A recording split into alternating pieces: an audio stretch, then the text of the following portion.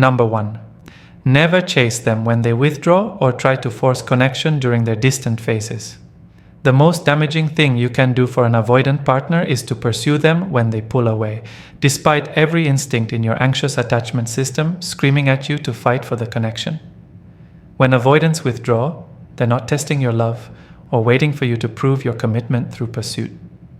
They're regulating their nervous system, processing their feelings privately, and managing the overwhelming anxiety that comes with intimacy. Chasing an avoidant during their withdrawal phases confirms their deepest fears about relationships. That caring about someone means losing your autonomy, that emotional connection leads to suffocation, that love equals pressure and demands. Every text you send asking where they went, every attempt to understand why they're distant, every effort to pull them back into connection reinforces their belief that relationships are dangerous and that they were right to create distance. When you chase, you're inadvertently teaching the avoidant that their withdrawal is an effective strategy for managing relationship dynamics. They learn that pulling away creates pursuit, which gives them a sense of power and control while simultaneously validating their fears about being consumed by someone else's emotional needs. This creates a toxic cycle where withdrawal is rewarded with attention and pursuit is punished with more distance. The pursuit also prevents the avoidant from experiencing authentic missing, which is crucial for their emotional development and attachment to you. When you're constantly available and pursuing them during their distant phases, they never get the space necessary to realize what your presence actually provides in their life. They can't miss something that won't go away. More importantly, chasing an avoidant during withdrawal teaches them that you don't respect their autonomy or their need for emotional regulation. It communicates that your need for connection is more important than their need for space, that your anxiety about the relationship takes precedence over their method of managing intimacy. This disrespect for their boundaries often drives them further away and justifies their defensive behavior. Instead of chasing, you must develop the emotional strength to respect their withdrawal while maintaining your own stability and continuing to live your life fully. This doesn't mean accepting poor treatment or indefinite distance, but it means trusting their process while protecting your own emotional well-being. When you stop chasing, you create space for them to miss you and return voluntarily rather than feeling pressured back into connection. The ability to let them go when they need space while maintaining your own emotional equilibrium is what ultimately creates safety for avoidance. They begin to understand that loving you doesn't mean losing their freedom, that connection with you doesn't require sacrificing their autonomy, that they can have space when needed without losing you permanently. Never sacrifice your own needs and boundaries to accommodate their emotional limitations. The second thing you must never do is abandon your own emotional needs, personal boundaries, and relationship standards to accommodate the avoidance limitations and fears. While it's important to understand and respect their attachment style, this understanding should never come at the expense of your own emotional well-being or fundamental requirements for feeling loved and secure in a relationship. Many people who love avoidance make the mistake of believing that unconditional acceptance means accepting any behavior, that patience means having no timeline for growth, that understanding means never expressing their own needs for fear of triggering their partner's defensive responses. This self-sacrifice doesn't help the avoidant. It enables their dysfunction while destroying your own emotional health. Sacrificing your needs teaches the avoidant that relationships require one person to shrink themselves to accommodate the other person's limitations. This creates an unhealthy power dynamic where your needs become less important than their comfort, where your growth becomes secondary to their fear management, where your happiness becomes conditional on their emotional availability. When you consistently prioritize their need for space over your need for connection, their fear of commitment over your need for security, their emotional limitations over your need for growth and intimacy, you're essentially teaching them that love means one person gives while the other takes. This lesson doesn't encourage them to become more generous or emotionally available. It reinforces their belief that relationships are burdensome and that they're better off maintaining distance. Your boundaries and needs serve an important function in the relationship beyond just protecting your well-being. They also provide structure and guidance for the avoidant, showing them what healthy relationships require and what standards they need to meet to maintain partnership with someone who values themselves. Without these boundaries, the avoidant has no motivation to grow or change. Maintaining your standards while loving an avoidant communicates that you understand their limitations without accepting poor treatment as inevitable. You're showing them that love doesn't require martyrdom, that caring for someone doesn't mean sacrificing yourself, that relationships can be mutually beneficial rather than one-sided emotional labor. When you maintain your boundaries consistently, you also model what secure attachment looks like. You demonstrate that it's possible to love someone while maintaining your own identity, to care deeply while preserving your emotional stability, to be patient while still having standards for how you deserve to be treated. Never try to heal, fix, or change their attachment patterns through your love. The third crucial thing you must never do is attempt to heal the avoidance attachment wounds or change their emotional patterns through the power of your love, patience, or understanding. While your love can provide a safe environment where healing might naturally occur, you cannot and should not take responsibility for fixing someone else's psychological wounds or forcing their emotional growth. Many people who love avoidance fall into the trap of believing they can love them into security, that enough patience will eventually break down their walls, that consistent care will heal their childhood wounds and transform them into securely attached partners.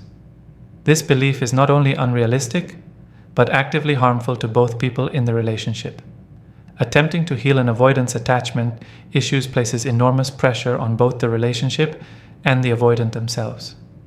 It communicates that you don't accept them as they are currently, that your love is conditional on their ability to change and grow, that they're fundamentally broken and need to be fixed before they're worthy of genuine acceptance. This pressure often triggers more defensive behavior rather than encouraging openness. Taking responsibility for their healing also places you in the impossible position of trying to control someone else's psychological development. You become invested in their growth in ways that create disappointment when progress is slow, frustration when they resist change, and resentment when your efforts don't produce the transformation you're hoping for. The avoidance healing must come from their own recognition of their patterns and their own motivation to change. External pressure to heal, even when it comes from love, often creates resistance because it feels like another attempt to control their emotions and behavior. They must want to grow for their own reasons, not to meet someone else's expectations or timeline. Your role in their potential healing is to provide a consistently safe environment where growth can occur naturally, not to push, direct, or manage their psychological development. You can offer support when they ask for it, patience when they're struggling, and acceptance of their current limitations while they work on expanding their emotional capacity. Attempting to fix their attachment patterns also prevents you from focusing on your own growth and healing. Instead of working on developing secure attachment within yourself, you become codependently focused on their psychological state and progress. This prevents both of you from doing the individual work necessary for healthy relationship dynamics. Never ignore red flags or excuse toxic behavior because you understand their psychology. The fourth thing you must never do is dismiss concerning behavior or accept treatment that damages your emotional well-being simply because you understand the psychological reasons behind the avoidance actions. Understanding why someone behaves poorly doesn't obligate you to tolerate that behavior or excuse its impact on your mental health and self-worth. Many people who love avoidance become amateur psychologists who can explain every instance of poor treatment through the lens of attachment theory. They understand that the avoidance dismissiveness comes from fear, that their emotional unavailability stems from childhood wounds, that their inconsistency reflects internal conflict rather than lack of care. While this understanding is valuable for maintaining perspective, it should never be used to justify accepting behavior that hurts you. Red flags remain red flags regardless of their psychological origin. Emotional withholding, mixed signals, disrespectful treatment, refusal to commit, pattern of disappearing during conflicts. These behaviors are problematic whether they stem from attachment issues or conscious cruelty. Your understanding of their psychology should inform your response but not lower your standards for acceptable treatment. Excusing toxic behavior because you understand its source creates a dangerous precedent where psychological explanation becomes justification for harmful actions. The avoidant learns that they can engage in hurtful behavior without consequences as long as you understand the emotional reasons behind it. This enables rather than helps their growth. Your empathy and understanding should be balanced with firm boundaries about what treatment you will and won't accept. You can have compassion for their struggles while still protecting yourself from the damage their unhealed wounds might cause. Understanding their psychology should make you more equipped to respond appropriately, not more willing to accept inappropriate behavior. The avoidant actually benefits more from consistent boundaries than from endless forgiveness. Boundaries teach them what healthy relationships require, show them the consequences of their defensive behaviors, and motivate them to develop better emotional skills. When you excuse their behavior, you rob them of important feedback about how their patterns affect others. Never wait indefinitely for them to become emotionally available or ready for commitment. The fifth and perhaps most important thing you must never do is put your life on hold, waiting for the avoidant to overcome their fears and become the partner you need them to be. While avoidants can and do grow and heal, this process happens on their own timeline and through their own motivation. Your life, happiness, and relationship needs are too important to sacrifice indefinitely for someone else's potential future growth. Waiting indefinitely for an avoidant's emotional availability teaches them that your needs are less important than their comfort, that you'll accept whatever timeline they set, regardless of your own requirements for security and progress. This patience, while well-intentioned, often enables their avoidance rather than motivating change, because they learn that there are no real consequences for maintaining their emotional limitations. The waiting game also damages your own emotional development and life satisfaction. While you're patiently hoping for their growth, you're missing opportunities for relationships that could meet your needs now, experiences that could enhance your life currently, and personal growth that gets stunted when you're focused on someone else's potential rather than your own reality. Setting realistic timelines and boundaries around their growth isn't cruel or impatient. It's healthy self-advocacy that protects your well-being while providing the avoidant with clear expectations about what's required to maintain the relationship. If they can't meet these requirements within reasonable timeframes, you have every right to seek partnership elsewhere. Your willingness to leave if they can't meet your needs actually creates more motivation for change than endless patience does. When avoidants understand that their window of opportunity is limited, that you won't wait forever for them to become emotionally available, they're more likely to prioritize working on their attachment issues. The goal isn't to pressure them into change they're not ready for, but to maintain your own life momentum and relationship standards while giving them space to grow. If their growth aligns with your timeline and needs, wonderful.